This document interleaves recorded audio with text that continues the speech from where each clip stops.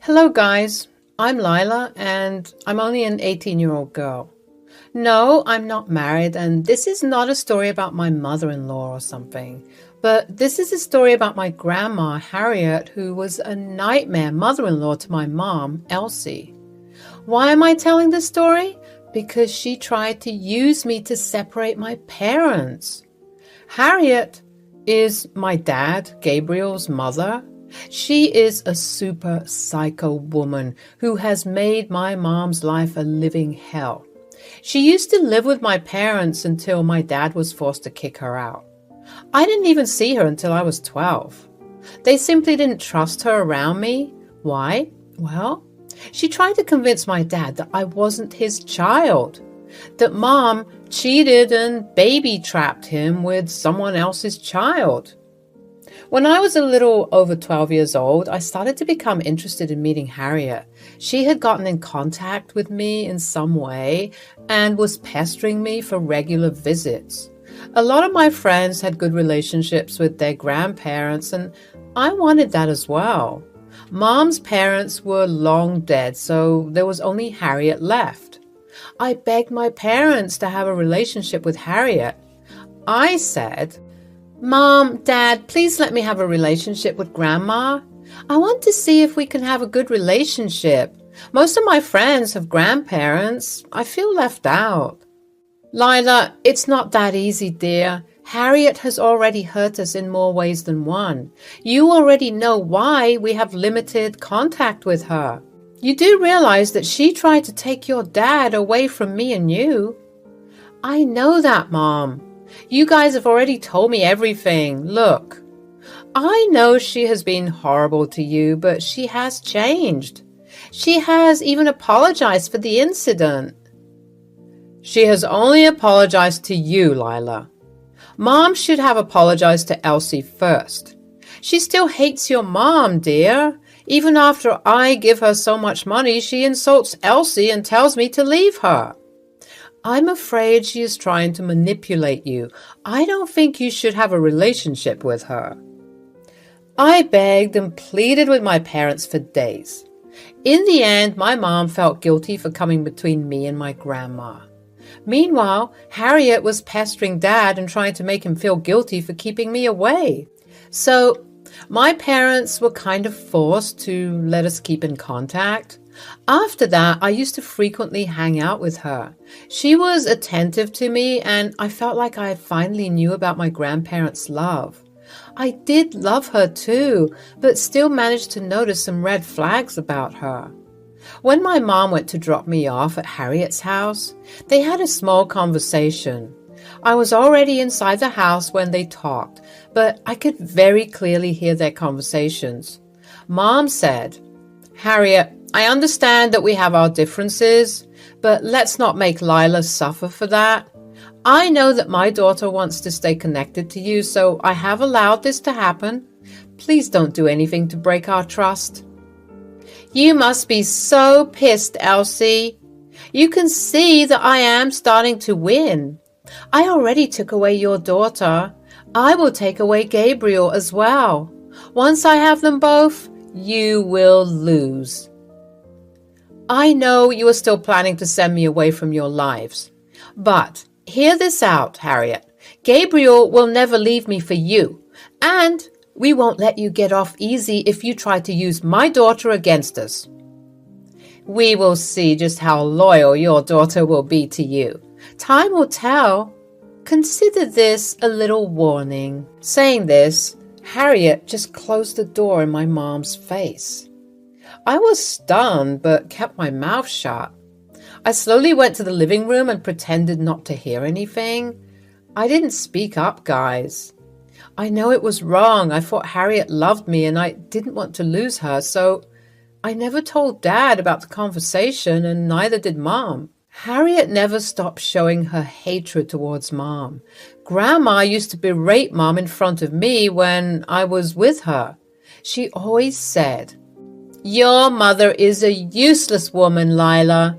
I'm glad you didn't turn out to be like her. She took your dad away from me. I will never forgive her." Grandma, Mom is not like that. Dad still visits you and takes care of you. Mom never stopped him. My son would never abandon me. Your mom has used some dirty tricks to make him stay away, but this time she will pay. I will have my son back. Grandma, I don't like you talking about Mom like that. What happened was between you three. She is a good mom to me, so please don't say these things to me. Harriet never stopped, even after I repeatedly told her to. She continued to demonize my mom and try to make me agree with her. She even said that she and Dad would be very happy without my mom in the picture. For years, I listened to her berate my mom. I was young and dumb and didn't want to lose my grandma, so I never revealed those conversations to anyone. I tried to defend my mom, but was scared that Grandma would hate me. The stupid girl I was, I continued to fawn over my grandma until I was 18. A single incident and it all came crashing down. It would destroy my relationship with Harriet for good. One day, when I was visiting Grandma, I made the mistake of venting about my college education. I was nervous to ask my parents for help, but also dreaded student loans at the same time. I didn't want to stress my parents, so I decided to vent to Grandma instead. I said, Grandma, I will have to apply to college pretty soon. I have no idea how I will manage to arrange the money for my college fund. I'm scared to ask my parents. I hope I land a good scholarship with my grades. You know what, Lila? I'm thinking about paying for your college. Really, Grandma? You would do that for me? But where will you get the money? I have a lot of money saved from your father's allowance. He does send me a lot of money. I'll give you all of it. But you need to do something for me. You have to make Gabriel divorce Elsie. What are you talking about, Grandma? Do you want me to make my parents divorce each other? Are you serious? I am dead serious, girl. If you do it, I will give you money for college, a total of $13,000. All for you. I even have a plan ready. You just have to agree to it. You are going to pay me to make my parents get a divorce?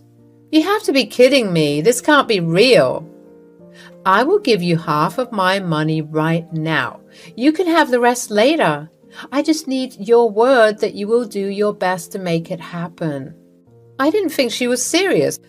I mean, it had to be a joke. Honestly speaking, I have heard stories about this happening, but I never thought they could get real. Hell, I didn't think Harriet was capable of it. Boy, was I wrong. Sitting in my account was $65,000 that Harriet sent me the next day. I was dumbstruck by the freaking audacity of Harriet. Right then, I received a call from her. Thankfully, I decided to record the call. She said, "So, I think you have already received the half I promised. I have more, you know. You will get another $65,000 if you agree to my conditions. Once your mother is out of the picture, I will convince Gabriel to give you some more. His money will be my money anyway. That way, we will continue profiting from each other." Fine then, I will do it. But it will be difficult to convince Dad to divorce Mom. He does love her a lot. I know that, girl. Your witch of a mom had the power to take him away from me. I will never forget that. Now we will see who wins. Don't worry. I'll hire someone to play her affair partner. You just have to show Gabriel some screenshots and pictures. Wait, you will hire someone to be my mom's affair partner? She'll never do something wrong. I can guarantee you that. Pictures can be edited, Lila. It won't be very difficult. Money can make people do things. If you don't want to join me, I will think of something else. No, that's fine. I'll do it. You're giving me a lot of money anyway. After that, Harriet told me about her grand plan and revealed everything to me. Her poor health, Yeah, she faked a heart attack. She had been setting this up for months. Harriet had everything lined up down to the fine details. She only needed to reveal the affair and convince Dad to divorce Mom. If I hadn't agreed, I would have never found out about her schemes, so I joined hands with her. But Harriet had no idea what was coming. For weeks, I met with the hired guy to arrange all the details. Harriet was adamant that nothing could go wrong. I was clever enough to take pictures and recordings of all interactions.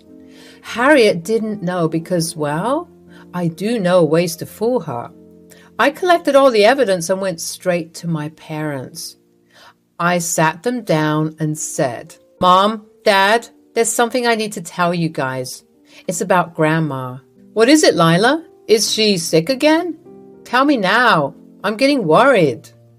"No, Dad, she's not sick. She never actually has been sick. She's faking everything." "What? How can you accuse your grandma of such things? This is ridiculous." "Stop being mad at Lila, Gabriel. Your mother had pulled this shit before. Why are you even surprised?" "Lila, tell us everything." "She wanted to get back into our lives, so she faked a heart attack. She accepted it herself, and she just paid me a lot of money to make you two get a divorce." My parents looked shocked by what I said. I could see why they were so taken aback by it. I had just dropped 2 nuclear bombs on them. They were silent for a while and looked at each other. Then I went ahead and explained everything to them. I also gave them the proof I had. By the time I was done, both of my parents were super pissed. Mom said, "What the freaking hell? This stupid woman is still after me? After all these years, she has not given up. This is ridiculous. She's out for my reputation and my marriage." I had no idea my mom was capable of this shit. I shouldn't have let her back into our lives. Hell, I took care of her for years, and now she does this to me and Elsie? She had been planning everything for a while, Dad. I couldn't record all of her conversations. You saw the texts and what they said. She's adamant that she wants Mom out of the picture. Gabriel, your mom tried to weaponize my child against me. Harriet is a freaking witch. All these acts of being a loving grandparent were just for show. She only wanted to use me for her plans. I can see that now. I wanted to let you guys know so that she can't create any misunderstanding with or without me. Thank you for telling us, Lila. Don't worry. We won't let her use you against us, and there is no way we're getting a divorce. Whatever Mom has in mind won't work. You don't have to worry about it. My parents told me to act like everything is fine, so I let Harriet transfer me the proof that she had manufactured about my mom's cheating. Dad and Mom looked over everything and made their plans with me. Then we waited for their anniversary to come. Harriet was excited because I told her that Dad was getting ready to file for divorce. I said, "Hey, Grandma, you know what? Your plan worked." I showed Dad all the proof and convinced him to divorce Mom. Dad is talking to a lawyer. He would be serving her papers on their anniversary. He's having a smaller party so that he doesn't spend too much on Mom. Mom doesn't know a thing. Oh my God, that is wonderful news, Lila. I knew keeping you around would be worth it. You are such a good girl. I'll send over the rest of the money today. Good job, kid. Thank you, Grandma. You might want to come and invite some friends to watch the show. It'll be amazing. Dad won't mind having a few of your friends over. Harriet gleefully hung up on me and started to call her friends. She asked Dad if she could invite them, and he said yes. Harriet even sent me the rest of the money later. Me, Mom, and Dad were all pretty surprised by her stupidity. She thought she was clever, but she had no idea who she was up against. We were going to end her drama once and for all. My parents' anniversary was supposed to be a grand celebration. Instead, they opted for a small one this year. I convinced Harriet that Dad planned a small party to save money. She took that as the truth. The truth was that Dad didn't want his entire friend circle to see the drama. Instead, he called our extended family and Harriet's friends, people who needed to know what a snake Harriet was. When everyone arrived, I got everyone's attention to give a speech. I stood up and said, "Hello, everyone. Thank you so much for coming to my parents' anniversary. I'm so happy to have such wonderful parents and thought I should speak some words about them. You know how much parents are still in love? It just makes my heart melt, but there has been someone who has a problem with their love and marriage. As you all know, it's none other than my dear Grandma Harriet." "What are you saying, Lila? Why would you say things like that about your grandma?" Guys, are you wondering why I would say something like that? Well, Harriet here had tried to bribe me into making my dad divorce my mom. Yes, that's completely true. She promised me money for college if I make my dad divorce my mom. She even sent me in advance to lure me into her plans. "Gabriel, look at what your worthless daughter is saying. Guys, this is all her and Elsie's plan. They want me out of your life, so they're using dirty tricks now. You shouldn't believe them." "But I have proof, Harriet. I have both your blood and Mom's. I know exactly how to deal with people who want to take advantage of me." Guys, you would be shocked to see what Grandma had arranged. Do you want to see what it was? Here it is. I quickly started to play our recorded calls quite loudly on the little microphone I got. Yes, the ones that they use for ASMRs. When I played the whole recording, the look on people's faces was glorious. My parents, of course, didn't react because they knew. Meanwhile, Harriet was slowly getting pale and started to sweat. I could see that her hands were shaking. Everyone in the family and even her friends were giving her nasty looks. When the recording ended, she said, "These are all fake. You and Elsie are trying to trap me and ruin my reputation. You two hate me and want me gone. Don't put your wildest dreams on me and my daughter, Harriet. Everything you have said is exactly what you wanted to do to me. We have more proof, including the guy you hired to play my affair partner. You have stooped low, Harriet. Even I am embarrassed for you." "Gabriel, why are you not saying anything? You can't just let your daughter and wife insult me like that. Say something, son, please." "I don't know what to say, Mom. I'm ashamed to call you my mom. For years, I ignored my wife's feelings and kept in touch with you. I took over all your responsibility. And now, this is how you reward me? You can't believe their lies, Gabriel. I know how much you love Elsie. Why would I do this to you?" "Exactly, Mom. You knew how much I love Elsie, but you never wanted her around. You wanted to have sole control over me and my money. You have tried to break us up before. I can't believe you tried to use Lila for your gains. I have done enough for you, but no more. From today onwards, we will go no contact with you, and I am going to stop paying for everything. You can go figure out your life yourself. I'm going to protect my wife and daughter from your toxic behavior." Harriet heard this and started to bawl in front of everyone. No one reached out to help her or comfort her. They didn't want to be near her. Everyone sympathizes with us while criticizing Harriet. Even people on Harriet's side didn't support her. It was glorious, actually. Harriet sobbed and begged for forgiveness while everyone else just ignored her. After a while, Dad told her to get out of our property before he called the police. That made her leave out of fear. We apologized to our guests for making them witness everything. However, they understood our situation and were glad to know how toxic Harriet can be. We later invited them to a bigger party that was happening within a few hours in a different venue. Overall, my parents had a great time, and so did I. Harriet kept blowing up our phones, but we didn't care. Her texts to me ranged from anger at exposing her to begging to make Dad forgive her. I ignored her and went about my way. The real fun happened the next day when Grandma asked for the money back.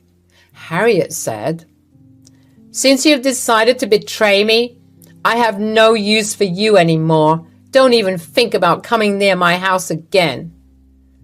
Don't worry, Harriet. In this life, I will never make the stupid decision of being around you again. You don't have to worry about that. And I want my money back. I don't care how you go to college. You are no one to me. You need to give me back the money I sent. What money? What you gave me was a gift. I already gave it away to charity. I did that the very next day. As for my college, my parents already have a fund saved for me. You lied to me to make me do your dirty work. I know the truth now. What the hell? I will sue you for the money. Just wait and watch. Sure, Harriet. I would love to see how you win this case. This will be hilarious. Go ahead and do your best. But remember, Dad won't be supporting you financially anymore. You better check your finances before hiring a lawyer. Harriet started to call me some colorful names before I hung up on her. She kept calling me, but I blocked her number. Harriet tried her best to make Dad speak to her again. She refused to apologize for her behavior and only acted in an entitled way. So my dad and Mom blocked her as well. Dad was adamant about not supporting Harriet anymore. Surprisingly, even the extended family understood the situation and agreed with his decision. Harriet did show up to the house to scream at Mom and me, but Dad called the police on her, who came and warned her away. Now, Harriet was forced to move near her older sister, who was making her work at a grocery store. The sister gives us information about her because she is on our side. Meanwhile, my parents are finally living a peaceful life without the constant fights about Harriet. I have got accepted into a great university on a full scholarship.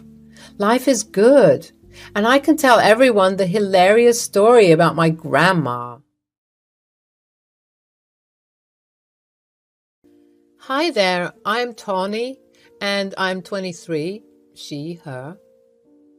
Let me tell you about my complicated relationship with my dad, Ivan.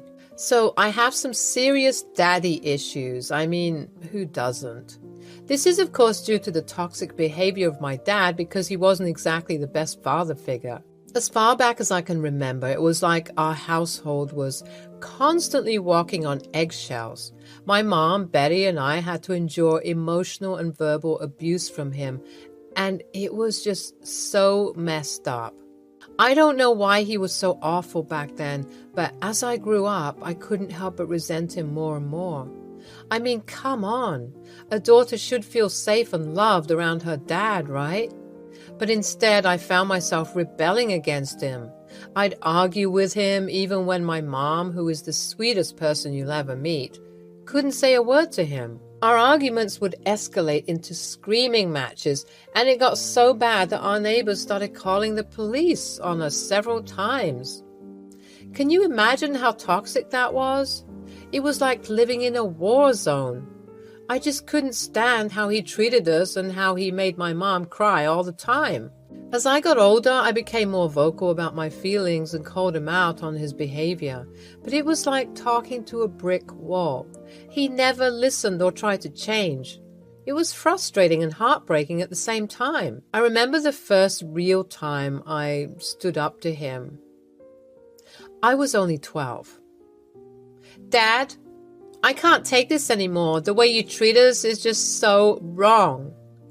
"What are you talking about, Tawny? I provide for this family and this is how you talk to me?" "It's not just about providing for us, Dad. You're always yelling at Mom and me for no reason. You call us names and make us feel worthless." "Tawny, please don't argue with your father. Let's just calm down." "No, Mom, I won't stay quiet anymore. He can't treat us like this." "Oh, listen to Miss Perfect here, acting like she knows it all." You don't seem to understand that we have to treat each other with respect and kindness. I never claimed to be perfect. Tawny, please, let's not fight.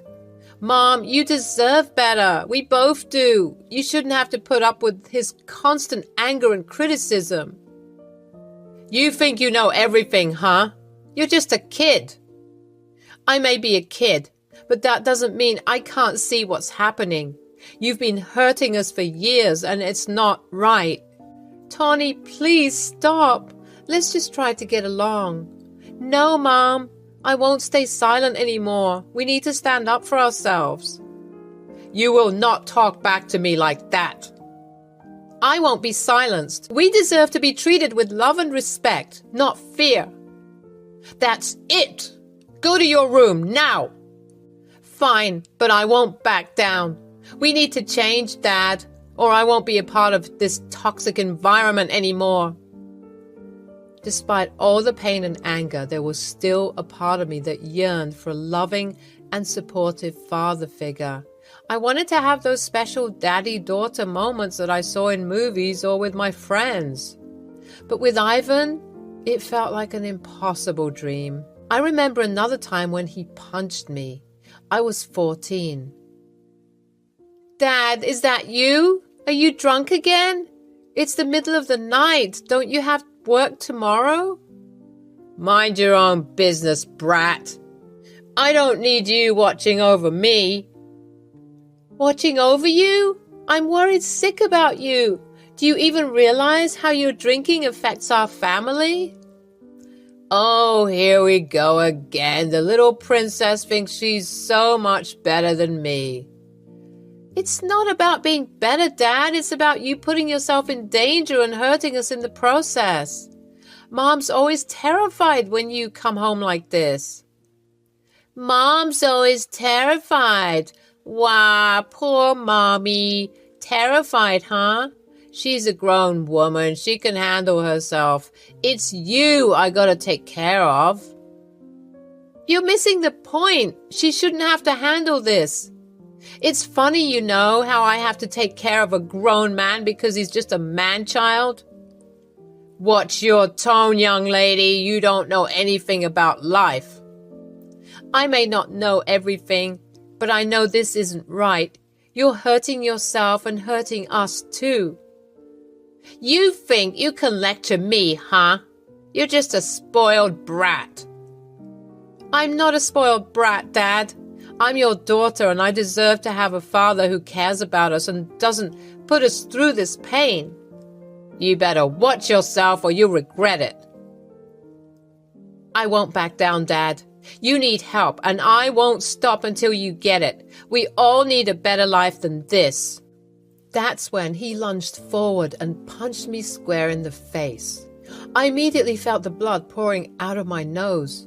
Even though I was in pain, I stood my ground. Just go away, Tawny. You don't understand anything. No, Dad, you don't understand. You're not alone in this, but you need to face your problems instead of drowning them in alcohol. You're sick and you need help. Big yikes, am I right? Well, unfortunately, this was the norm for our family, and it sucked. Big time. I felt like I had to grow up quickly, which no child should do. But one day, everything changed. It was a random Sunday afternoon when I was 15 and my mom and I were playing cards on the kitchen table.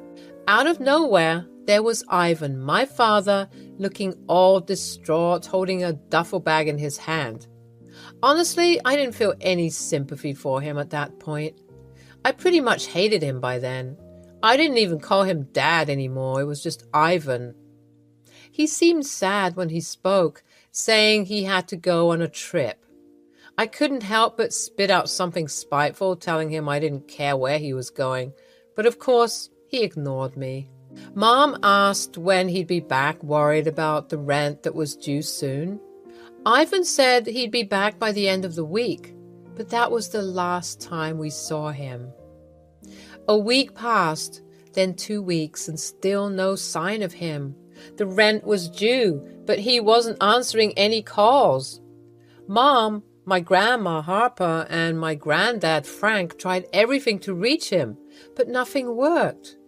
2 weeks turned into a month, then 2 months, 6 months, and then a whole year, and still no sign of Ivan. Mom cried a lot during that time, struggling to pay rent on her own. I felt so bad, and I hated his guts even more because of what he was doing to my poor mother. We got kicked out of our place eventually, my childhood home, and since Mom didn't have any parents, Grandma Harper and Granddad Frank were kind enough to let us stay with them. Thank God for that, am I right? At the beginning of Ivan's disappearance, my mom filed a missing persons report, but Ivan was never found. Everyone assumed he was dead, and we even had a little funeral for him, even though there was nothing to bury. It was tough for everyone, and even I found myself crying sometimes. 8 years had passed since he was last seen, and life went on without him. 8 freaking years, y'all. Life had been a roller coaster ride during that time. But you know what was amazing? My mom, Betty, finally got her groove back. It was like she was blossoming without that deadbeat dad dragging her down. After my dad disappeared, it was tough at first. My mom still held on to the hope that he was alive somewhere out there, but even if she was right, we eventually had to accept the reality that he might never come back.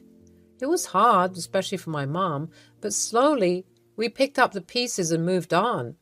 She threw herself into work and started focusing on building a better life for us. She worked tirelessly to make ends meet, and I admired her resilience. She refused to let his absence define us, and let me tell you, it wasn't easy for her, but she kept pushing forward. It took some time, but she found her joy again. She started making new friends and rediscovering old hobbies. I could see her smile more often, and that made my heart happy. I was just a kid back then, but I knew she deserved all the happiness in the world. But then, life sucker punched us again.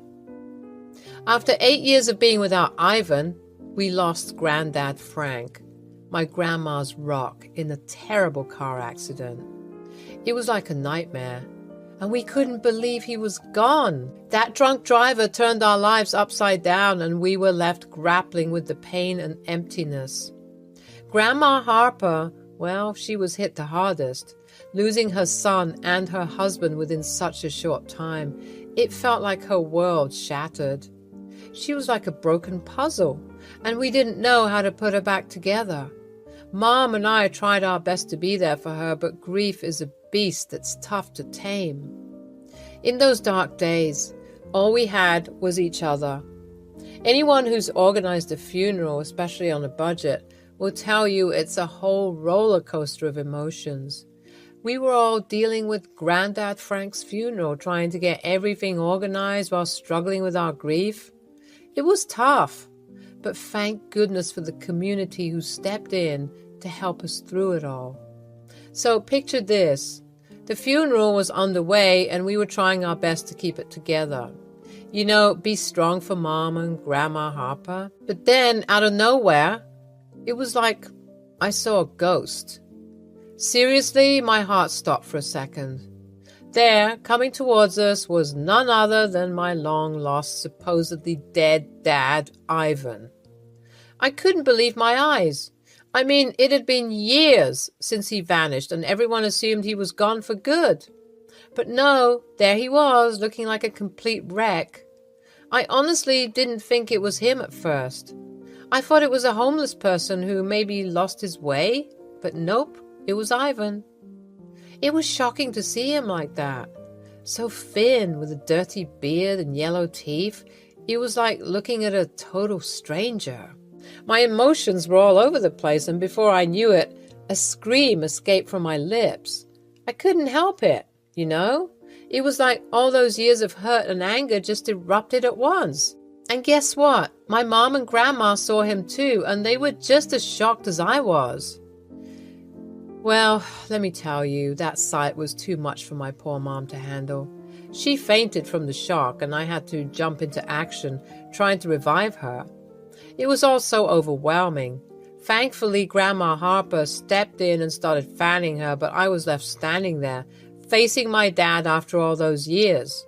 It was almost like I went into autopilot, though, having to be tough and stoic, just like all those years ago. I could feel the anger and confusion bubbling inside me, but I knew I had to stay strong for the sake of my family, so I took a deep breath, squared my shoulders, and walked up to him. It was like a mix of relief and anxiety washed over me. Part of me wanted to run away, but I knew I had to face him, confront him about everything. Ugh, it was such a mess. I couldn't believe my eyes, and all those emotions were just bubbling inside me. I took a deep breath, and with a trembling voice, I demanded answers from him. I mean, he disappeared for 8 freaking years, and now he suddenly shows up out of the blue? Like, what the hell happened? But of course, he had to be all mysterious about it. He said it was hard to explain why he was gone for so long. Hard to explain? Seriously? I was so fed up with his games. I pushed him, yelling at him, trying to get some kind of response out of him. But all he did was shrug me off and act all aloof. And you know what he said? He dared to tell me that he didn't owe me any explanation. After everything he put us through, he didn't feel like talking to me because we hated each other. Like, come on, that's not an excuse. I wasn't about to let him talk to Mom and Grandma without spilling some answers first. I told him he couldn't just waltz in and act like everything was okay. But he just brushed me off and said he was there for the funeral, as if that was all he needed to say. Ivan completely disrespected our boundaries and pranced on down to where the funeral was being held, and that's when I saw that my mom was thankfully awake again. She was sitting up on the grass, drinking water and being fanned by Grandma Harper. Things were getting tense, and the crowd of people at the funeral started whispering and looking at us. I was so embarrassed, but I tried to keep them at bay, asking them to give us some space to deal with our family drama. Thankfully, they all dispersed, with a distant cousin of ours directing them to Grandma Harper's place so that they could have some refreshments.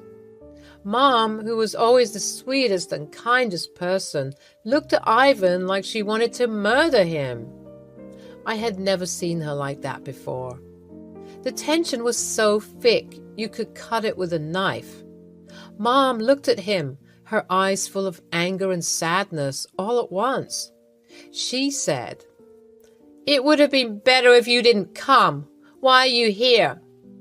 And you know what he said? He had the nerve to claim he heard about Granddad's passing and wanted to pay his respects. Like, seriously, after all this time? That's the best excuse he could come up with? Mom wasn't having any of it, though. She saw right through his BS and called him out on it. "You know that's not true. If you cared, you would have come home 8 years ago like you promised. Hell, you could have come home literally any time before now. What the hell is wrong with you?"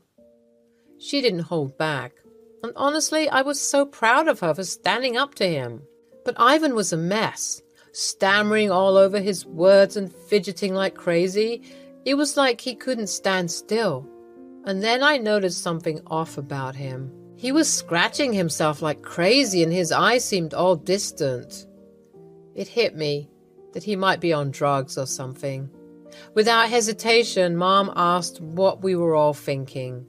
"Are you high right now?" She wasn't holding back any punches, that's for sure.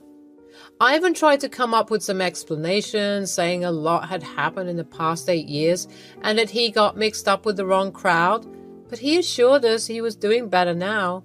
What a load of crap. Mom chuckled bitterly and then just broke down sobbing. I wanted to hug her and tell her everything would be okay, but I was so angry at Ivan. I couldn't help myself. I started yelling at him, telling him to go back to wherever he came from because no one wanted him there. But he was trying to ignore me like he always did, But I wasn't about to let him off the hook that easily. I kept on yelling, and it seemed like I was impossible to ignore because of how loud and angry I was. "Get out of here! You have no right to be here! Let Grandad rest in peace, for God's sake!" "Why are you making such a big deal out of this?" "Because you abandoned us. You left us to struggle, to deal with everything on our own. And now you dare to show up here like you're some kind of hero? You're a joke, Ivan."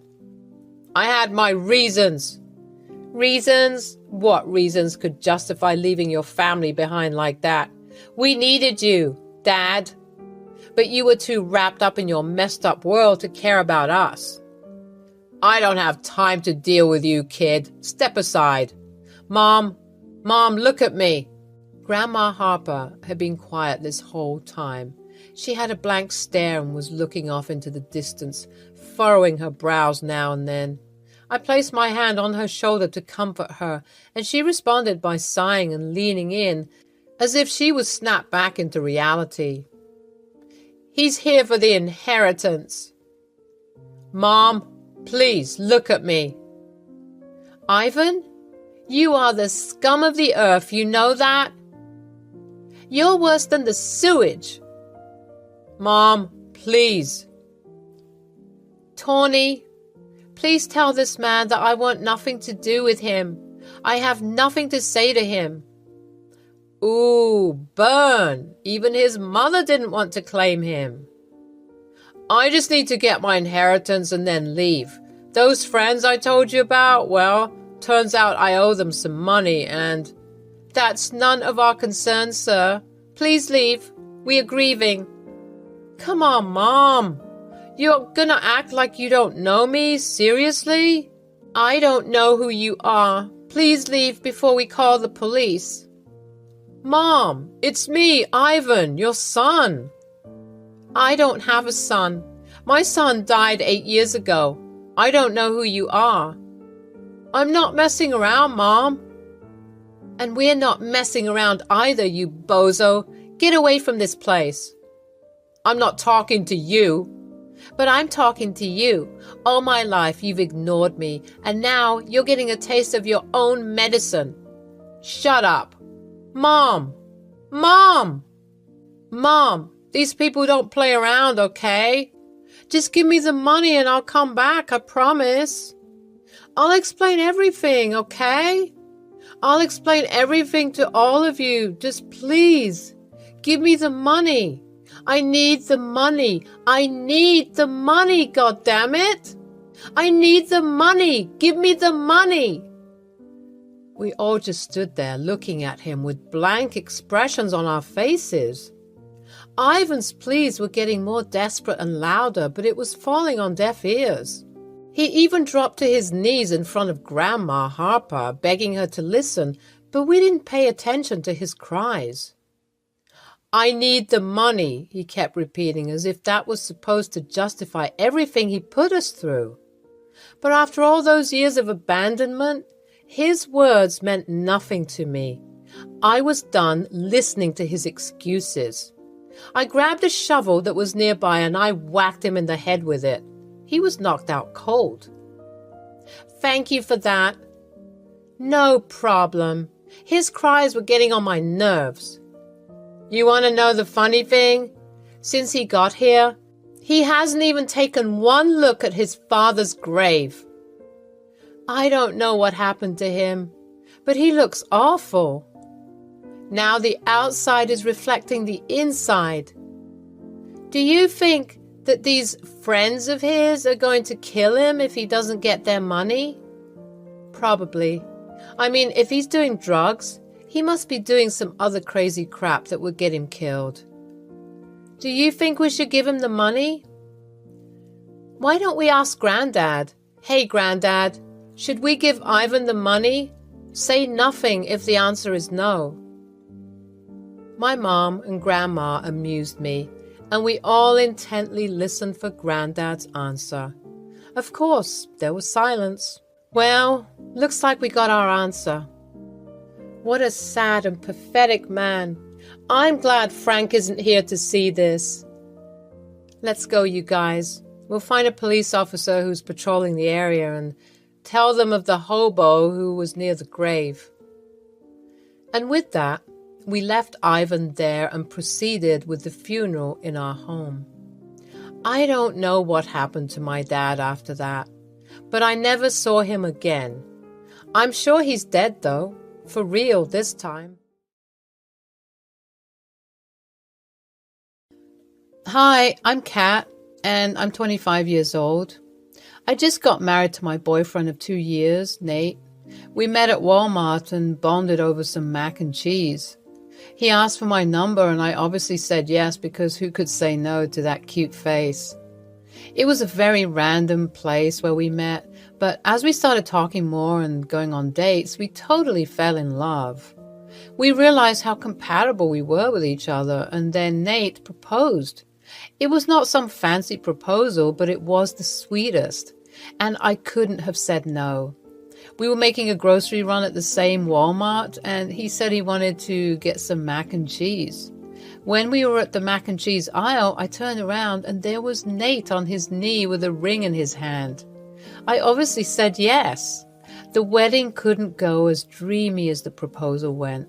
Unfortunately, because my very own sister Clarissa was hell-bent on ruining the day for me. Let me share a bit more about Clarissa and myself. She's 1 year older than me and has always been the shining star of our family. Throughout my upbringing, my mom constantly compared me to her, pushing me to be like my older sister. It felt like a never-ending competition with Clarissa, from stacking blocks in kindergarten to vying for the prom queen title at prom. She consistently set high standards that I couldn't surpass. On the surface, she seemed better in every aspect.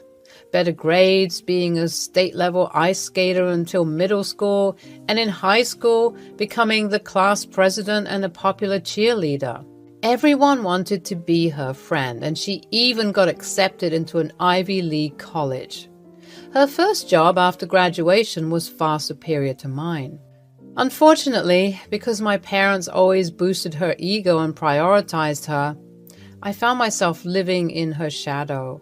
I was just an average girl in school, and one incident that struck me was when I started taking cello lessons in middle school. But, as expected, Clarissa also joined in, and being the perfectionist she is, she outshone me.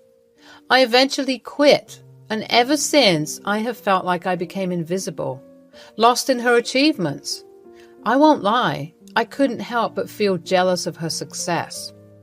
I hated being her sister, but I never hated her. Clarissa has always been like this, super focused on herself and making everything about her. But to be fair, it's not all her fault. Things have been this way in our family forever. At dinner, it has always been about Clarissa and what she's up to. It's like she's the center of attention all the time. In college, I chose to study literature, pursuing my own interests and passions. Now I work for a small publishing company where my income might not be extravagant, but it's enough to sustain my lifestyle. Clarissa had already moved out and got her own apartment, while I kept jumping back and forth between Nate's apartment and my parents' place, and it was a bit embarrassing for me as I didn't have my own place. However, I was focused on saving up money so that I could eventually get my own place too. When I first started dating Nate and shared how we met with Clarissa, she started bullying me for it. Oh, only a creep who lives in his mom's basement would hit on girls like that in Walmart. Clarissa, could you not be mean for once? He is a nice guy, and he is into coding, for starters. He treats me well. You will know if you try to get to know him. I decided to make the announcement of Nate's proposal over dinner, so I invited Clarissa for dinner at our house. Hey, Clarissa. Hey, Kat. Come over for dinner at the house today. Mom's making your favorite key lime pie for dessert, and I have a special announcement to make. Don't tell me you're pregnant. Mom and Dad would have to take care of 2 babies then. Come on, don't be such a meanie. Haha, I'm just pulling your leg. I'll be there. When I made the announcement, everyone was happy for me and congratulated me. I told them we were getting married in 2 months, and Mom and Dad couldn't stop talking about how happy I made them with the news. Clarissa also congratulated me, but I could sense some jealousy from her, and I wasn't sure why. Is something wrong, Clarissa? Nothing really. I'm just shocked. Why would Nate marry you? I thought it was just a casual thing. He could have anyone he wanted. He's successful and handsome. Give me a break, Clarissa. It felt like maybe Clarissa didn't take the news so well because for the first time in our lives, she wasn't the center of attention. Everything wasn't about her for once. Perhaps she also didn't like the idea of me getting married before her. After all, Clarissa was still single and had trouble keeping relationships for more than 3 months. She was always the first to do things in our family, and maybe it bothered her that I was having a moment for myself with our parents. Then it was time to begin the wedding preparations, and right from the start, I made a grave mistake. Instead of choosing Clarissa as my maid of honor, I asked my best friend Haley to take on that role. I love my sister very much, but I never felt a strong connection with her. Her initial reaction to my engagement had already weirded me out, and she had been expressing doubts about the whole thing. I couldn't risk letting her have control over my wedding. Something told me she wouldn't do things right. When I told her that Haley would be my maid of honor, she didn't seem bothered at first. However, a couple of days later, Mom wanted to talk to me. I heard you asked Clarissa to just be a bridesmaid and made Haley your maid of honor instead? Well, Mom, Clarissa and I have never been that close. She doesn't know me as well, and I don't want my wedding to be anything less than perfect. I'm sure Haley would do a better job. I don't know about that, but you hurt your sister. You two are supposed to be on the same team. Mom, I just have this feeling that Clarissa isn't in favor of this wedding. Maybe she wanted to get married first, and I fear she might try to sabotage it. She's your sister. Why would she do that? I was done with the conversation, and the decision had been made. With that settled, Nate and I began the wedding preparations. For the wedding venue, we chose a charming wedding courtyard, and we went ahead and booked the place. It felt like the perfect location for our special day. After finalizing the wedding venue, I had other important tasks lined up with my friends, including Clarissa, that needed to be taken care of. We started with shopping for my wedding dress. I had created a mood board to find the perfect dress that matched my vision, and after trying out various designers and visiting different stores for a week, I finally found the dress of my dreams.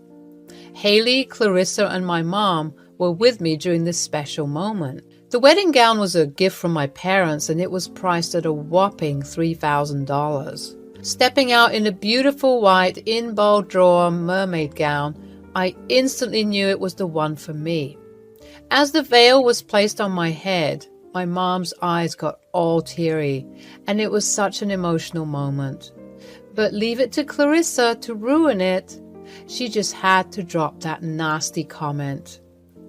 Sure, the gown is gorgeous, but I'm sorry, I have to be honest with you. You don't have the body for it. You look fat. Haley had to swoop in and remind me not to let Clarissa's negativity bring me down, so I brushed it off, kept my cool, and bought that dress anyway.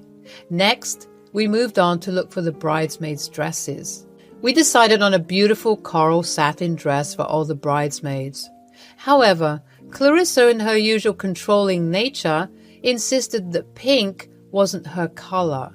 It was frustrating because my wedding had a specific theme, and after much bickering, we compromised and chose the closest color to coral, which was salmon.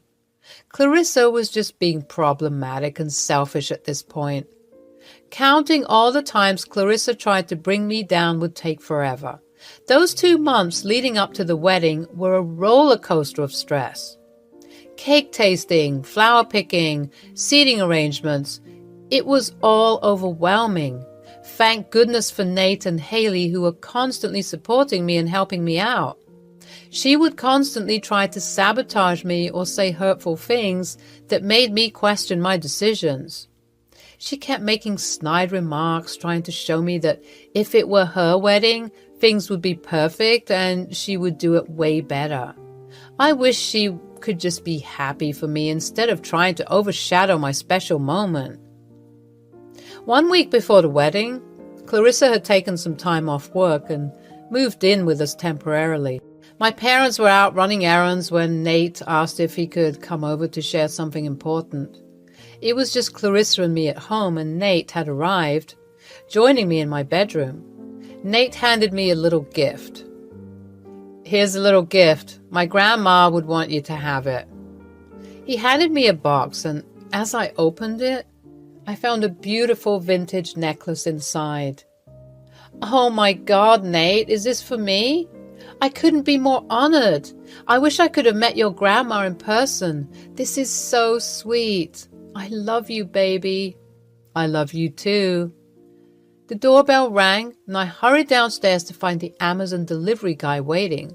I quickly signed for the package, taking it from him. As I made my way back up the stairs, I could hear muffled voices coming from my room. Curious, I tried to listen in without being noticed.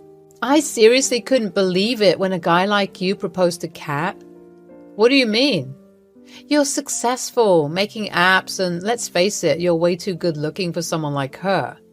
You're like out of her league.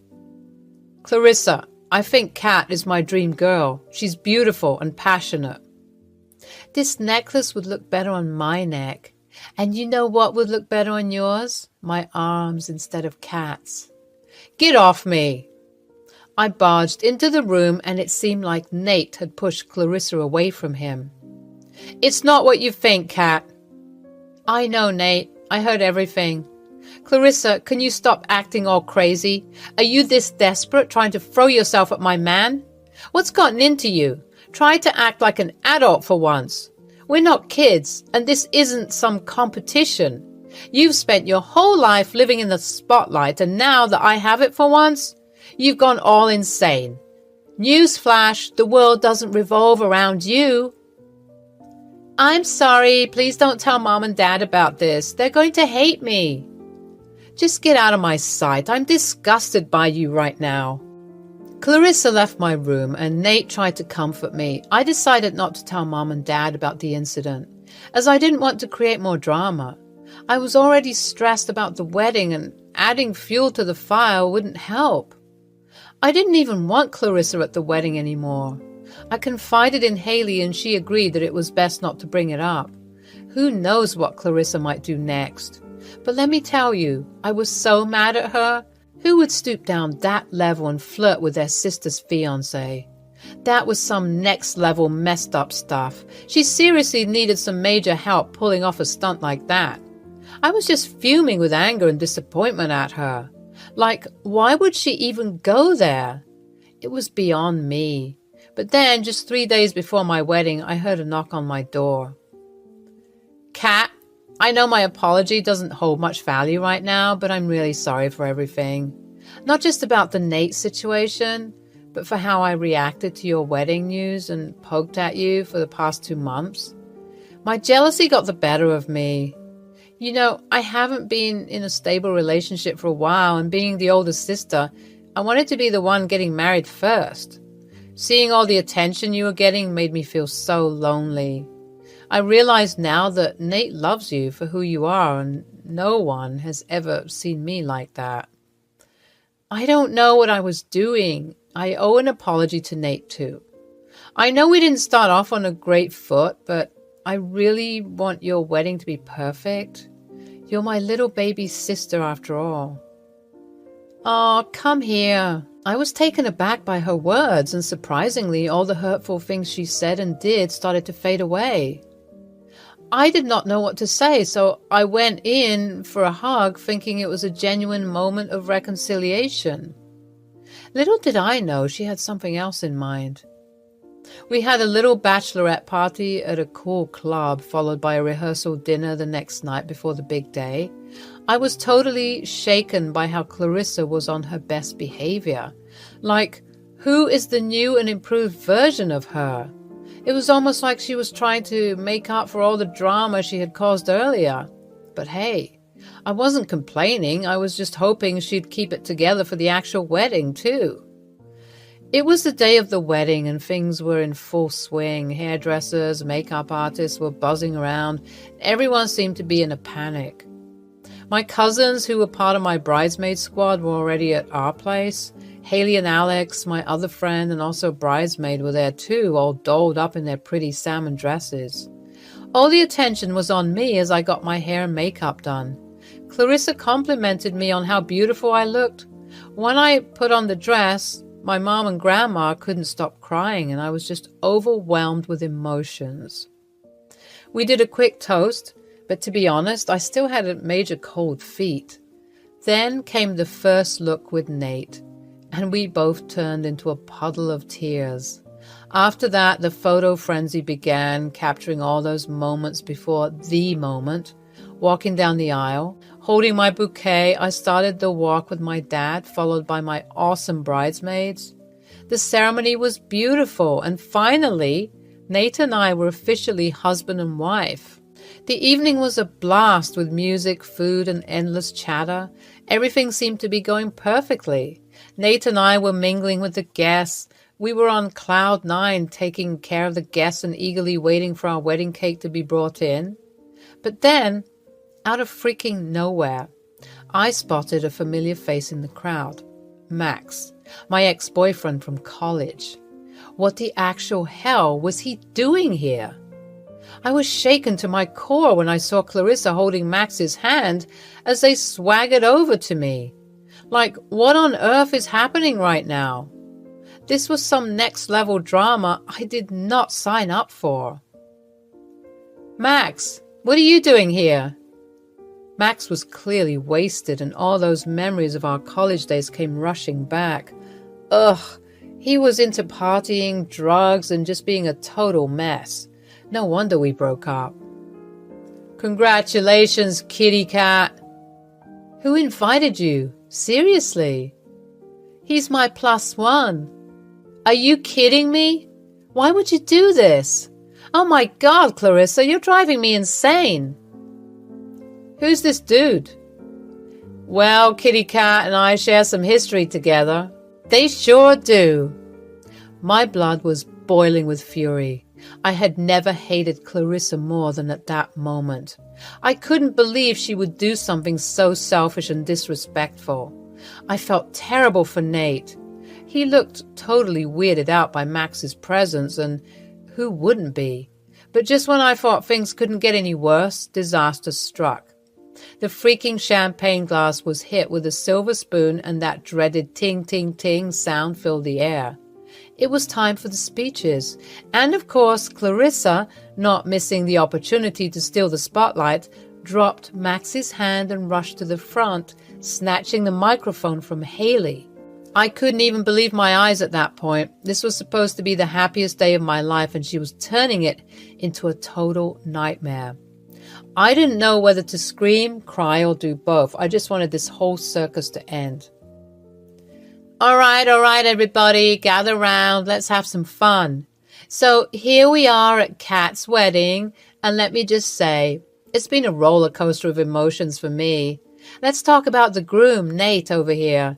You know, Nate, you're supposed to be the groom, but honestly, I've seen more enthusiasm from a sloth on a lazy Sunday afternoon. I mean, I get it, one wouldn't be as stoked to marry my sister, but Nate, how hard is it to keep up appearances? Well, let us move on to the bride over here, Kat. What can I say about her? She is a nobody. She has always tried to be me. I mean, I would not even know how it feels to be her, poor thing. But come on, let's be real. I'm the prettier and smarter sister. That's why we have Max here, Kat's ex-boyfriend, as my +1. I wouldn't be surprised if Nate hits on me sometime later. Haley quickly took the mic away from Clarissa, trying to divert the guests' attention by announcing that the cake had arrived. My tears were streaming down my face and I just couldn't go on with the evening. Nate was being super supportive, trying to comfort me while all this drama unfolded. And just when they brought out the cake, Clarissa went and pushed it like a total wrecking ball and it fell flat on the floor. I couldn't contain my anger anymore and it all just spilled out. "Just leave, Clarissa. I don't want you here. I don't want to see your face ever again." My voice was shaking with frustration and hurt, and I knew I should have been stronger, but I was going through a mental breakdown. Clarissa looked stunned, and for a moment, her drunken bravado faded away.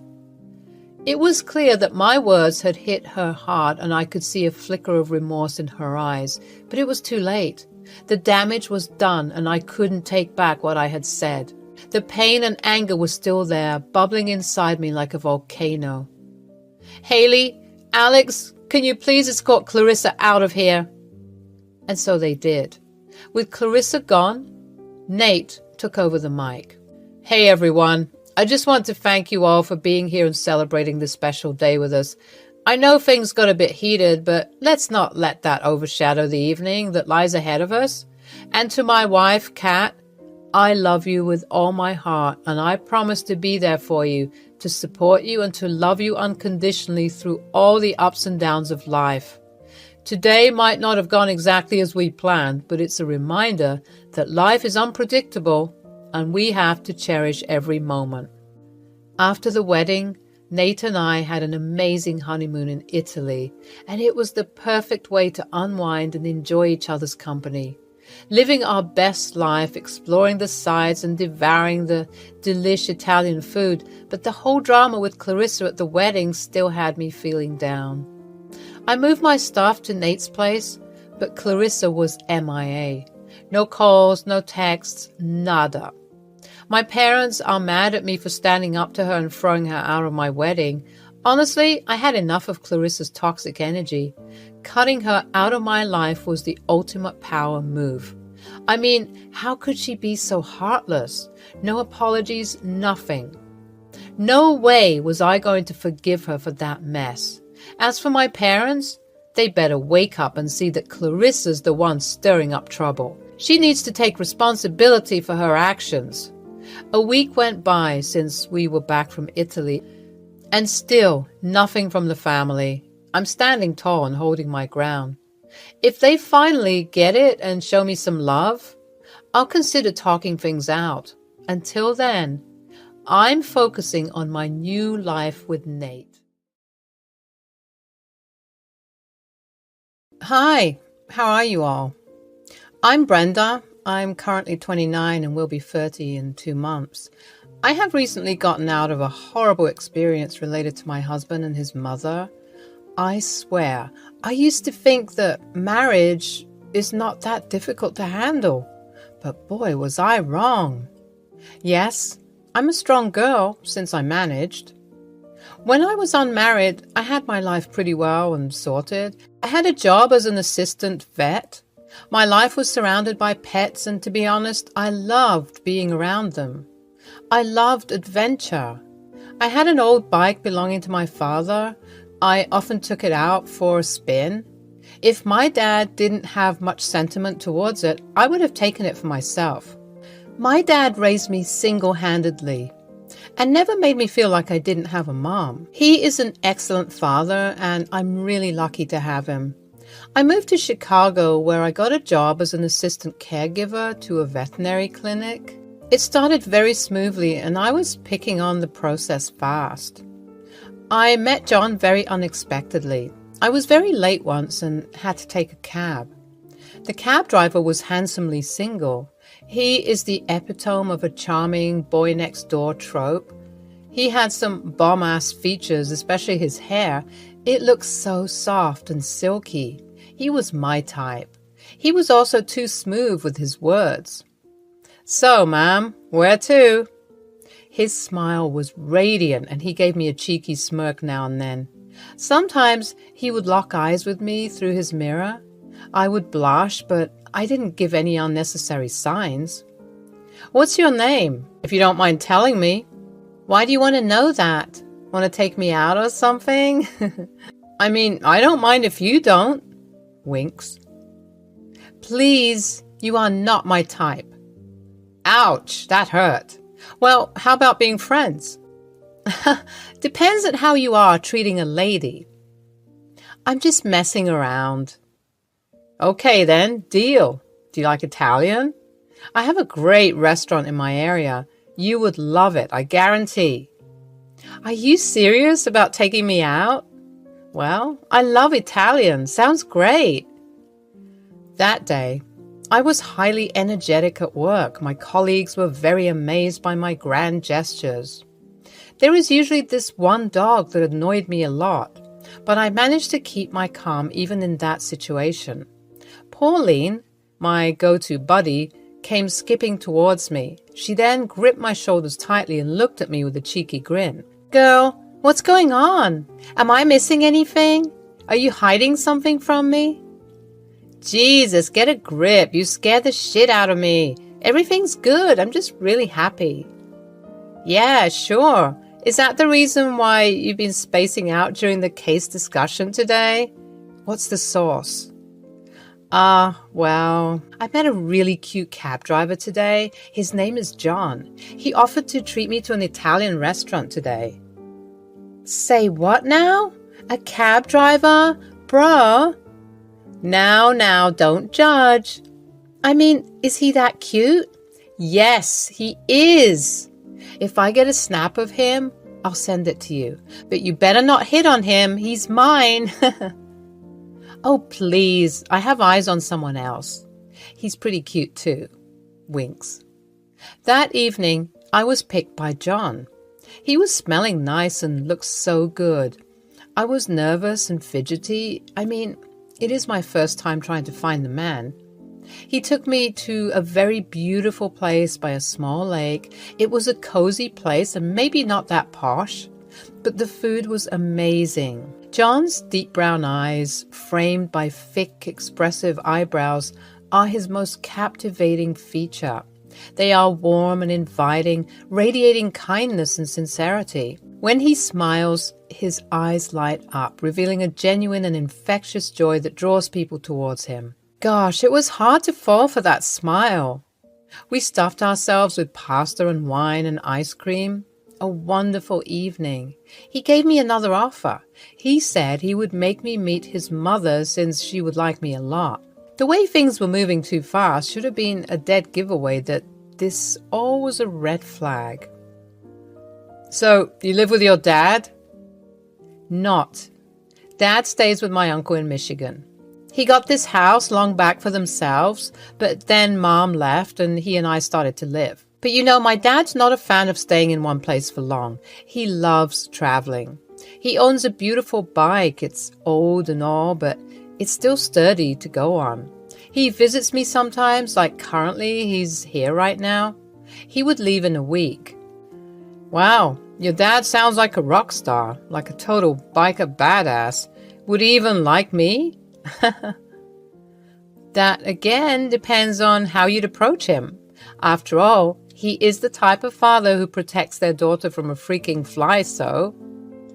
And he is wary of men around me. The last time I brought a guy to my place, he scared him off just from the door. That was some scene, I swear. The guy practically pissed his pants off. Well then, how about we bet on it again? I mean, I won this time. You like the place and the food and me? So let's see if your dad likes me too. I put a bet on $20. I am winning the 20. You will not be able to win, I tell you. He is too difficult to impress. Oh, Brenda, you just don't know me yet. I am smooth Mr. Cool. I will impress your dad so hard, he would be bound to get us married. Just watch me. Okay, Mr. Confident. We quaked with laughter. I mean, I thought he was joking, but man, he was dead serious. When I returned home late, my dad was sitting right there looking very concerned. Yes, young lady, where were you? I mean, it is midnight. Oh, Dad, well, I was working overtime. There were a lot of clients and emergencies, so I had to stay back. I wasn't born yesterday, Brenda. Who is the man? Dad? There was no man. Please, you are overthinking. I was just with Pauline. I called Pauline. She said you were outside with a friend. Who was it? Okay, fine. He was just a friend, an old friend. He wanted to go out with me to chill, so I said yes, that's all. And how come I've never heard of this friend before? And why didn't you bother telling or at least calling me once? You know I'm worried about you, Bren. Sorry, Dad, I am. I would keep this in mind. He's a cab driver and he is a very sweet person, so please, you can relax. Why a cab driver? Ugh. All right, fine. Just next time, please inform your father. The next day at work, I jumped at Pauline. She was very startled at first, but then realized why I did that. Girl, why the hell did you tell my dad about John? Bruh, chill. I just said you were out with a friend, and why wouldn't I? What if that twat murdered you and dumped you somewhere? Oh, come on. He was so adorable and such a gentleman. I'll be meeting his mother soon, and mother? Hell no. You're going too fast. The first date doesn't determine anything. He could be a closet perv for all you know. You want to freaking bet on it? You will lose, since you're such an amazing judge of character. Don't even try. We exchanged numbers. He used to call me more than text. He'd say that he loved hearing my voice. He even gave me a proposal to visit his house, telling me that his mother was so eager to meet me. I was kind of scared because I was thinking about Pauline's words, and I felt that maybe I was going too fast. I wanted to take it slow and wanted to see how things worked with him first. I told him to keep seeing each other for the time being before his mom got involved. John was persistent, but gradually understood. We just got to know each other. And as much as I love hanging out with you, I'm still new to this and I want to get to know you properly first. I mean, you are adorable and I like you, but I want to like you more, you see? Okay, I get it. And I'm sorry. I don't know why, but I've never been this excited in my life. It's always fun to have you around. You know what? Me too, and I'm glad to have met you. I'm an outgoing girl, but not many guys catch my eye that often, so all of this is kind of new to me too. Aha! So you're saying that I managed to catch your attention? Are you admitting the fact that I'm different from the other guys you've met? Yes, of course. Jesus, saying it out loud makes it much more embarrassing than keeping it in my head. You are the only guy, I think, with whom I can be like myself. And I too feel the same, Brenda. We started officially dating after 2 months of hanging out. He invited me to a baseball match. His friend was playing as a debutante in the team, and he requested both of us to pay a visit. John was sitting very close to me. He was making it so obvious that he was into me. When I locked eyes with him, he leaned in and planted a soft kiss. That was it. The spark to a forest fire. I was swooning at his charm. He had many friends. He would introduce me to them and we would drink together and come home late. John would always escort me safely to my place. My dad was always keeping an eye on him every time he dropped me off. The last time he did, my dad stopped and told him to pay a visit for some dinner. Just the three of us. Well, John already made his way to my dad's heart. It is a rare occurrence that my dad invites anyone over to his place. I bet he's eager to win his $20, LOL. My dad and I arranged a nice steak party for John. We had fish, fries, a little bit of rice, and Japanese curry. To wash it all down, we had Chicago's finest red wine. It was a full feast, like a lot, for just 3 people. I wore my prettiest dress. It was his favorite color, violet. When he arrived, he was wearing a freaking tuxedo. He was looking so handsome, though. The 3 of us made proper acquaintances before we sat down to have our dinner. So, John, how long have you been in Chicago? 3 years, sir. I know the city like the back of my hand. Oh, really now? Impressive. And you are a cab driver? Yes, sir. Babe, talk about the time when you hitchhiked a creepy man. The one which was late at night. My dad loves these kinds of stories. Babe? No, Brenda, not yet. Not now. Dad, we're dating, I told you. Yes, I know, but I believe in family decorum. This is not yet welcome in my house. Brenda, your father's right. His house, his rules. You can always call me babe and darling, but not here, okay? That is a good man right there. Now, John, tell me about the story of the creepy man Brenda was talking about. After dinner, when John was about to leave. Well, babe, I guess I owe you $20, right? Oh, nah, I don't need it. I'm just glad I could prove that I'm a very suave gentleman. Look at you, so full of yourself. Bet you feel more cocky than ever. I love you, you know? I love you too. It has been a few months since John requested me to finally meet his mother. Now, I thought this was the proper time to do so. I remember how I stood nervously outside the door preparing myself to meet John's mother for the first time. A wave of anticipation washed over me. John had spoken so highly of his mother, Jackie, and I wanted nothing more than to make a good impression in front of her. I took a deep breath and knocked on the door, my heart pounding with every passing second. The door swung open, revealing a woman with a warm smile and kind eyes. She welcomed me inside with open arms, and I couldn't help but feel a glimmer of relief. It seemed like everything was going well, and I hoped this meeting would be the beginning of a beautiful relationship between us. Throughout the evening, Jackie showed genuine interest in getting to know me. She asked about my family, my hobbies, and my aspirations. I eagerly shared my stories, hoping to connect with her on a deeper level. As the night progressed, I started to feel more comfortable in her presence, cherishing the chance to bond with John's mother. But amidst the pleasant conversation and laughter, I couldn't shake off the feeling that something was off.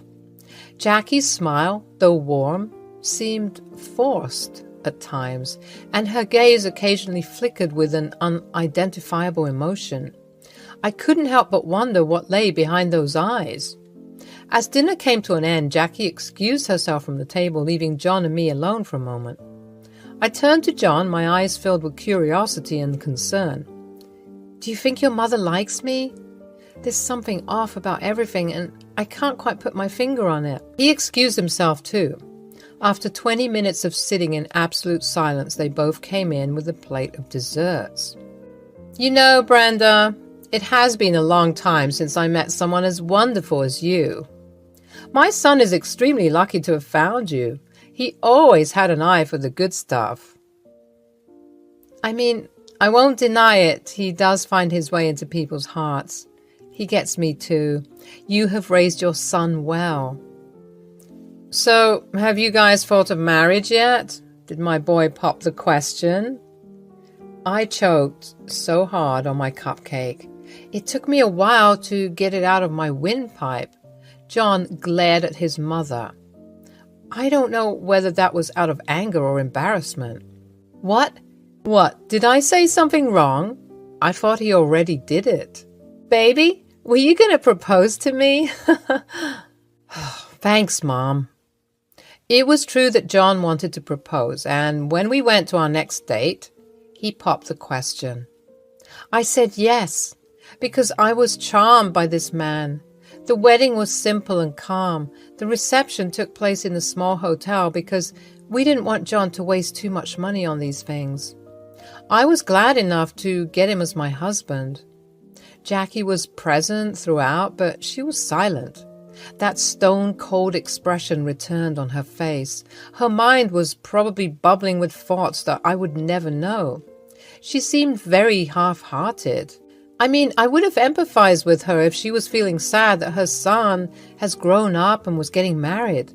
But I couldn't even empathize with her after the stunt she pulled off. John moved in with me to my house. My dad already headed back to my uncle's. He said he would visit soon.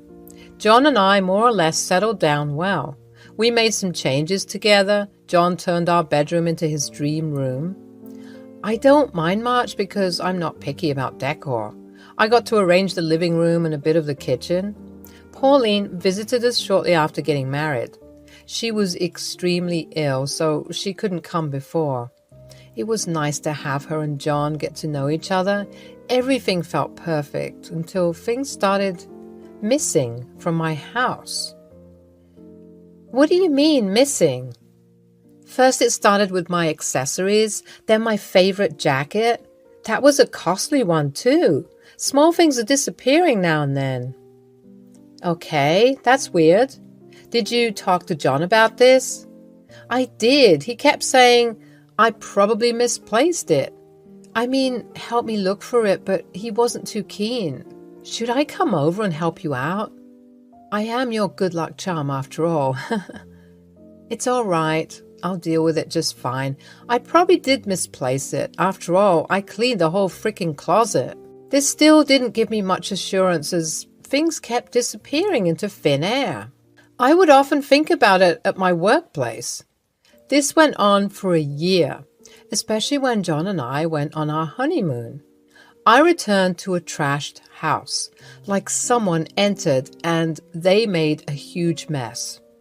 There were beer bottles, unwashed dishes, and smelly clothes. I thought it was my dad since he is the only one with spare keys, but when I called him, he said that he was still at my uncle's. I didn't fill in any details because I didn't want him to get worried. I thought maybe John and I could somehow solve this issue. One day, I finished work early. At the door, when I was taking out my keys, I was somewhat feeling uneasy, like a feeling of danger washed over me. I put the keys in, but the door was not fully locked. I went inside, tiptoed, not making a single sound. It was another house intrusion. I could hear sounds from the bedroom. I took hold of an umbrella that was kept at the corner and slowly made my way to the sound. I peeked through the corner, and to my astonishment, it was Jackie. She was trashing my entire closet, even wearing my favorite jacket. The moment a yelp of protest came out of my mouth, she turned towards me. "There you are, the woman who bewitched my son. Do you think you can get away with this?" "What on earth? How the hell did you get in here?" She suddenly lunged at me while yelling.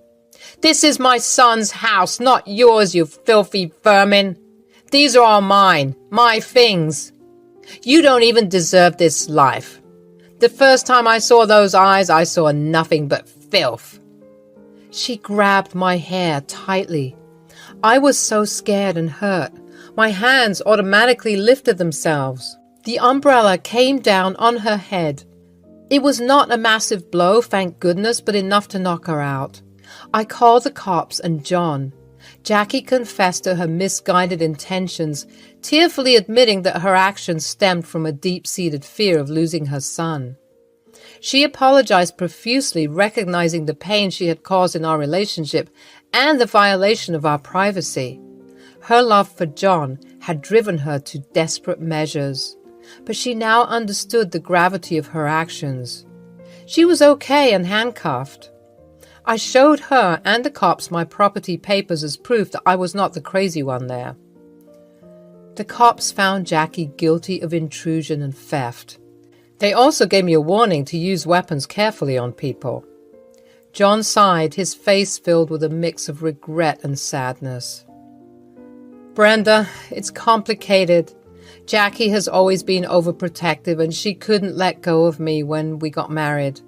She had this misguided belief that she needed to protect me at all costs, even if it meant crossing boundaries. And you? Are you a child, John? Don't you have any sense of right and wrong?" "I'm sorry, Brenda. I didn't think this would go that far. The fact that your mother was so sweet and sugar is sickening. Her real intentions were hidden by that pretty smile of hers. Ugh, I can't take this anymore. While forgiveness wasn't immediate, I recognized that Jackie's remorse and John's stupidity were genuine. We understood that her love for her son had clouded her judgment, and we hoped that with time and healing, we could rebuild the trust that had been shattered. In the following months, we took steps to ensure our home's security and protect our privacy. We changed the locks, implemented a security system, and established clear boundaries with Jackie. I was very much troubled and heartbroken by John's betrayal. I needed some space. I told him that we need to split for a while and that I need to think again with a clear head. John was understanding enough to lend me that. I gave him no access to my place, at least for the time being. My dad came and temporarily moved in till things were less tense. Jackie was in jail for a while. She would be released soon. She too was not allowed to access my life. Well, currently, I'm still healing. Things will get better eventually. John has to prove more than he should if he wants to get back in my life. My name's Amanda. I'm 28 years old. My family owns a confectionery business in Seattle, and I've been helping them out ever since I was in my early teens. My parents left the business to me and my sister to run since they were getting old and wanted to retire. It was a fun business to work in, plus my family accommodated me in a nice place to live right above the shop. I was growing up and I wanted to be independent.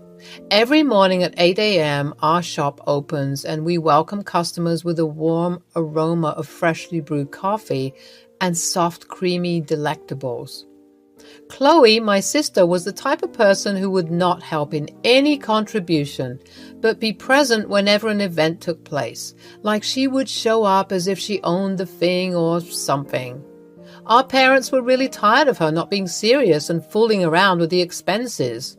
Even if they wanted a break, they had to come twice a week to see if everything was done smoothly. She was such a spoil sport.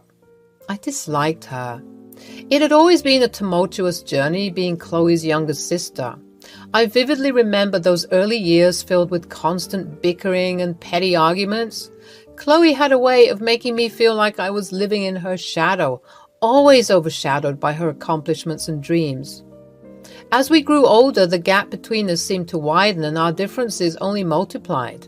Despite our constant clashes, I yearned for a strong bond with my sister. I desperately wanted her to see me as more than just her little sister, someone she could confide in and trust. However, every time I thought we were making progress, something would come along to remind me of the deep-rooted strain between us. Chloe, please don't mess with my toys. Mom said I need to keep them safe. Oh, come on, Amanda. They're just boring old toys. Let's have some fun. They're not boring, and I don't want them ruined. You always break things. I do not. Ugh, you're just no fun. Chloe and I were fighting over the toy, and we both stopped pulling it in the opposite direction. The force was too much to bear, so it ended up ripping apart from the middle. See what you did? Now Mom will be so mad. Oops, my bad. But who cares? Gee, sis, you're such a goody two-shoes. Why would you always have to be so mean all the time, Chloe? I'm not mean. I'm just having fun. You should try it sometimes. There's a difference between having fun and being destructive. Chloe, I wish you'd understand that. You're always so perfect, little Miss Perfect. It's annoying. I'm not. I just don't want to get into trouble all the time. Oh, you're such a scared cat. You should think about others too, not just yourself. What if you broke something that I loved? Whatever. I'll find someone else to play with. Chloe storms off, leaving me feeling hurt and upset. This was always the case between me and her. She just couldn't stand me. It became worse as we grew up. It started with taking my things to bully me in school. She often tossed my bag or tiffin box. Her attitude only grew worse. My constant attempt of establishing something decent kept failing. One such incident left an indelible mark on my heart, and was when she stole away my fiancé from me. Our relationship was blossoming into something beautiful, but as soon as Chloe heard about Jacob, her demeanor changed. I could sense her jealousy, as she couldn't bear the thought of me finding happiness in someone else's arms. It wasn't long before Chloe started putting seeds of doubt in Jacob's mind about our relationship. She would whisper poison into his ear, painting me as someone unworthy of his love and affection. The more she tried to create rifts between us, the more I felt torn between my love for Jacob and my desire to salvage any semblance of sisterly connection with Chloe. Why would you ever do something like that?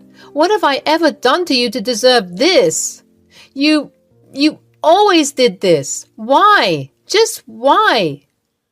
Oh, little sis, about to cry again.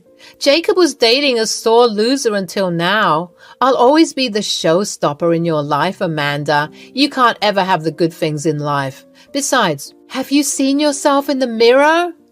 That was my relationship. You had no right to take it away from me. I have given you all the things you desired, all my toys, my friends, my room, my freaking car. You took them all, and you are still not content. You want my fiancé too? Oh, will you stop yapping? Your voice is hella annoying, man. Look, Missy, I did you a favor. That guy was never meant to be with you anyway. I mean, if he cheats on you that fast, might as well call it quits. I remember how it all started through a freaking dating app. I had my 26th birthday and my friends were encouraging me to start an account and search for potential mates. At first, I was laughing about it, telling them that dating apps are absolute trash and only creeps would want to be your soulmates. But every time I finished my shift at work and come home feeling a bit lonely and tired, I couldn't help but think about the possibility that maybe it might be a great idea to check out at least once. One evening, as I sat in my cozy apartment, I decided to give the world of dating apps a try, hoping to find someone to explore this city with. Little did I know that my life was about to change from the most beautiful to the worst way ever. At first, I was getting used to the interface, but then slowly and surely, I was all up and going. I scrolled through the apps, swiping left and right, but none of the profiles really caught my attention until I stumbled upon Jacob's. His profile picture showed a warm smile that instantly melted my heart, and his bio was filled with humor and kindness. Without hesitation, I swiped right, hoping he'd do the same. A few days passed, and just when I was beginning to lose hope, I received a notification that made my heart skip a beat. It was a match. Jacob had swiped right, too. Hey there, Amanda. How's it going? Kinda new to this app, so please bear with me. Oh, really? Me too. I just downloaded a few days back. It's so strange how people get matched here. I'm just glad it's you. I really liked your bio and was keen to get to know you. To be honest, I had half expectations that we would match. Oh, come on. Don't underestimate yourself so much. Your profile was very striking too, especially where you added only cat people. I unfortunately have a dog. I hope it won't come in the way. We engaged in a back and forth conversation, sharing bits and pieces of our lives, hobbies, and interests. Wow, your family runs a bakery. That is so freaking cool. I bet the menu is tasty as hell. You're always welcome to try. As the conversation progresses, we discovered shared interests and a sense of humor. I don't know why when people find out I'm an engineer, they would ask me, how many bridges have I built? Like it has happened so many times, it does not feel like a joke anymore. Really? I didn't know that was a thing. Engineering is such a respectful job. You must be really busy. True. It's a pretty decent job with pretty decent pay, but not as exciting as yours, though. I would love to wake up every day to freshly baked pastries. Oh my God. As we continued to chat, Jacob suggested that we meet in person. I felt nervous but excited at the same time. He told me he would love to visit our bakery. He also added if I could manage to save him some glazed donuts since he loves them a lot. I remember him walking into our shop, searching for my face at the counter, and when our eyes finally met, it felt like time had stopped. We greeted each other with a warm side hug, and all my nerves vanished in an instant. I was glad he wasn't catfishing. He looked exactly like his picture, rather much attractive up front. My parents were kind of startled by this gesture. They didn't expect that I would be the one making the move. They welcomed Jacob to spend some time with them after work. Either it was them being overprotective or them being really caring. They decided to stay the whole time when Jacob was present. It was more like a group date, to be honest. The next time we met, we explored the city together, trying out new restaurants, attending concerts, and simply enjoying each other's company. With every passing day, our connection grew stronger, and it became evident that we had found something truly special. Chloe noticed, but she was too full of herself to appreciate anything. Whenever she used to see me with Jacob, she would scream, "Bad choice," or "Ew, gross, take it someplace else." She always had a habit of publicly demeaning me and making fun of me. One day, I got old juju on her by confronting her antics. "Chloe, can you not shut the hell up? Do you always have to make such a scene?" "What?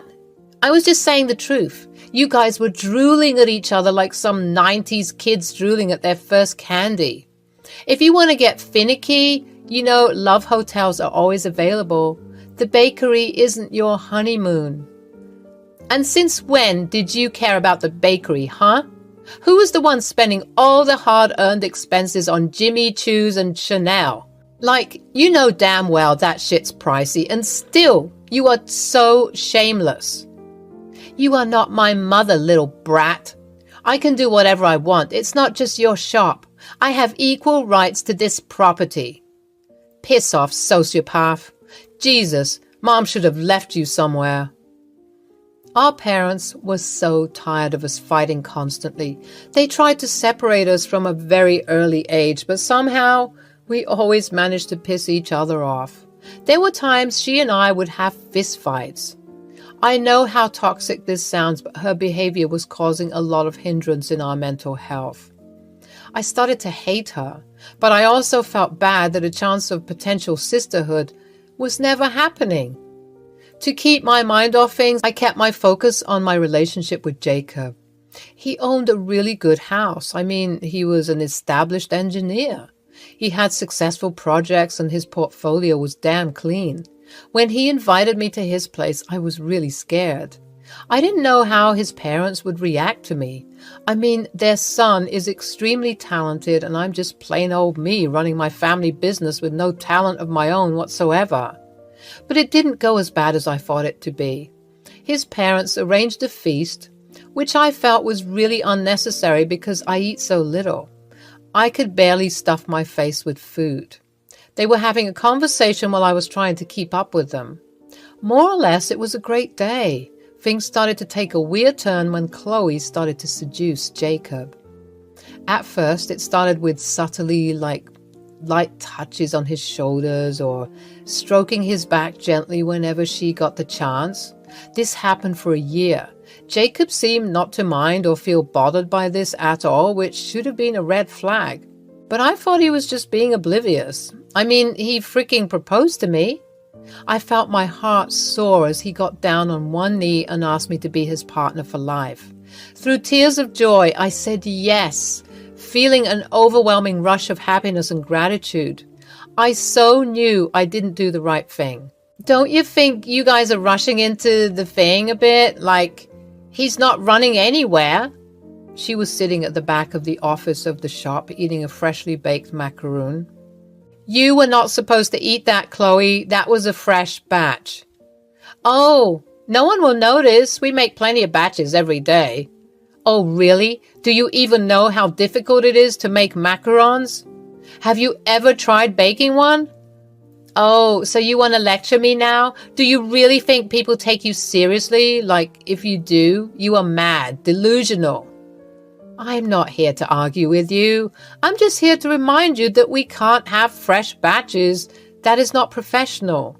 If you really feel like you have the caliber to run this shop, then I think it's time you act like one. Chloe aggressively stood up. The table rumbled as she came up towards me and stood face to face with me. Stop talking like you are my father, you runt. Know your place. You are nothing but a sad little puppy who's always looked down upon. First from our parents, and now Jacob. I froze. I didn't know what else to say. I just silently went away from the scene. I cried a lot in the bathroom that day. It didn't stop there. Things were going in a certain way, but the arrogance of Chloe increased, and now she became even more desperate. She wanted to tag along everywhere we went. She would call Jacob her best brother-in-law, but then proceed to be extremely handsy with him. I was feeling uncomfortable. I tried my best to have a conversation with Jacob, but she would always interrupt. I wouldn't lie, but Chloe was way more attractive than I was. She would wear dresses and doll herself up, while I preferred light makeup and baggy clothes. Things started to get weirder when Jacob was invited to a work party. It was celebrated on a personal yacht. I was getting hella insecure.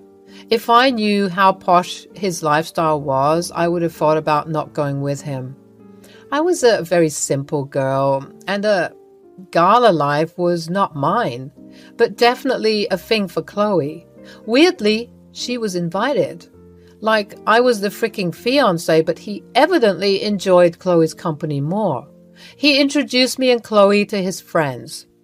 I was getting really conscious, but Chloe was super confident. After a small interaction, I went to the bar counter and started to drink impulsively. A few shots later, when I was not able to stand anymore, I tripped 2 steps backwards and collided with someone.